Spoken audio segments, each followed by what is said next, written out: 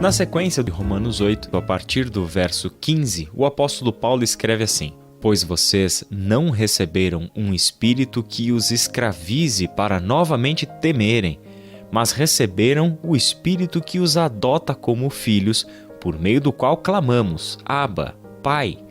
O próprio Espírito testemunha ao nosso espírito que somos filhos de Deus.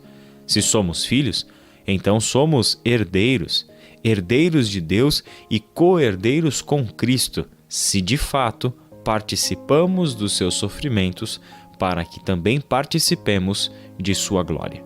Essas palavras do apóstolo Paulo nos levam a refletir sobre as implicações de sermos chamados filhos de Deus. O capítulo 8 começou com o apóstolo Paulo afirmando que agora, para aqueles que estão em Cristo Jesus, já não existe mais nenhum tipo de condenação. O que antes era para nós o nosso destino na morte e para a morte, Jesus Cristo agora reverteu para um estado de liberdade e de vida, onde desfrutamos de uma companhia do próprio Deus por meio do Espírito Santo de Deus que habita em nós. Vimos que o Espírito Santo de Deus vivendo em nós significa que temos acesso a uma nova vida que antes não conhecíamos.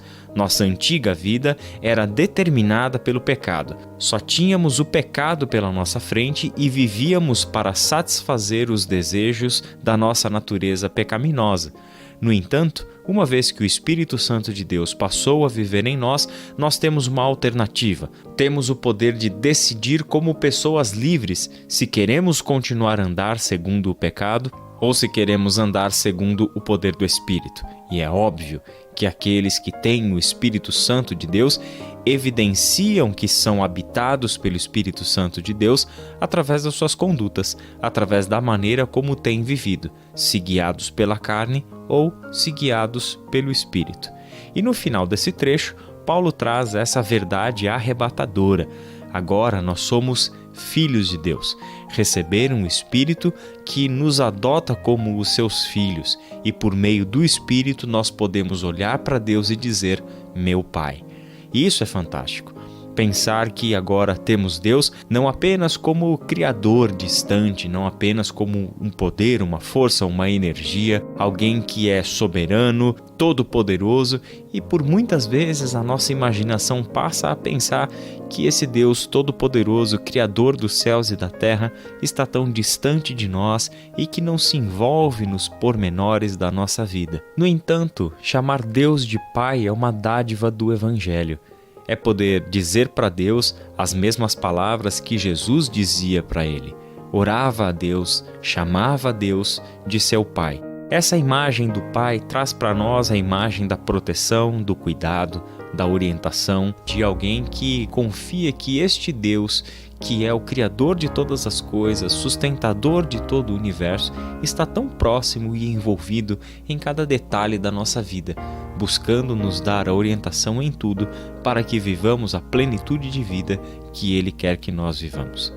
O versículo 17 de Romanos 8 traz então algumas implicações maiores sobre sermos filhos de Deus.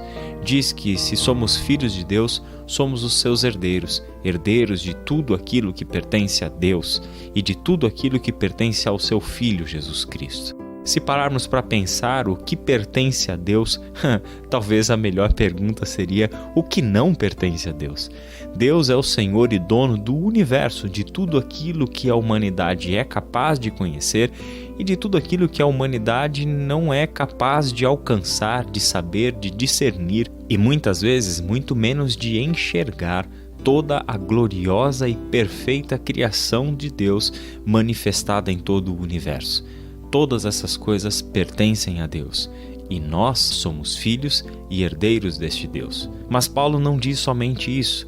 Paulo é muito consciente, dizendo que, como todo filho legítimo, nós somos herdeiros de tudo aquilo que pertence a Deus. E isso inclui tanto direitos quanto deveres.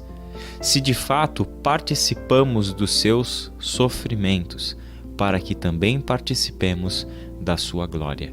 O sofrimento e a glória são dois elementos presentes na vida de um filho de Deus, como foram elementos presentes na vida do Filho de Deus, Jesus Cristo. Significa que, enquanto nós estivermos em missão com este Deus neste mundo, nós passaremos por aflições.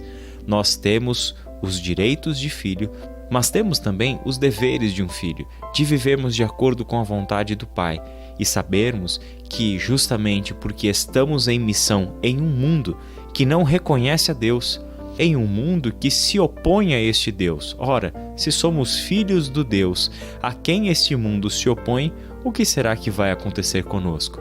Certamente Jesus foi muito claro ao dizer para os seus discípulos que neste mundo os seus discípulos passariam por aflições.